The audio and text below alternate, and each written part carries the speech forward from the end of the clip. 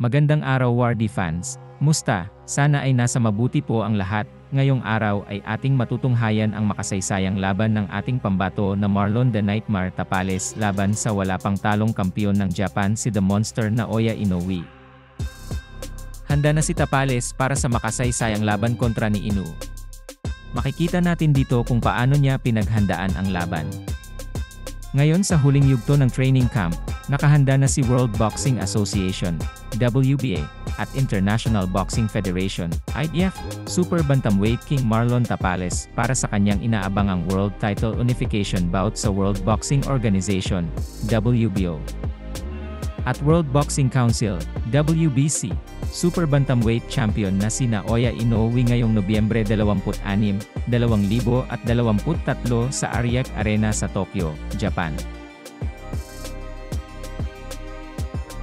Matapos simulan ang pagsasanay para kay Inoue sa United States, bumalik sa Pilipinas ang 32 anyos na si Tapales para tapusin ang kanyang training camp bago lumipad patungong Japan para sa laban. Kasalukuyang nasa Baguio City si Tapales, at nakikipag-sparring sa mga tulad nina Mike Plania, Herlan Gomez, at Pete Apolinar, dating sparring partner ni Inoue. Nakuha ni Tapales ang IBF at WB titles, matapos mapatalsik sa trono si Murodjon Akhmadaliev. Isa sa pinakamahusay na super bantamweights sa mundo. Lumayo siya ng may split decision kay Akhmadaliev noong Abril 8 sa US.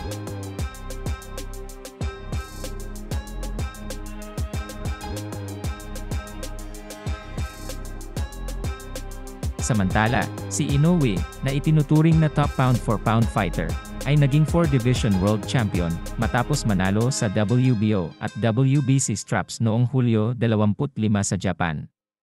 Pinaalis niya sa trono si Stephen Fulton, sa pamamagitan ng isang ika-8 round stoppage. Ang laban ng Tapales vs Inoue ay isa sa pinakamalaking laban ngayong taon. Ang nagwagi sa laban ay nagiging hindi mapag-aalinlanganang kampiyon sa mundo ng Super Bantamweight Division.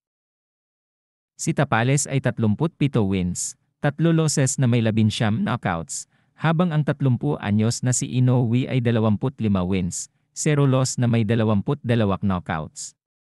At heto ang pasilip sa kanilang magkabilaang laban, mga Wardy fans, salamat sa panonood.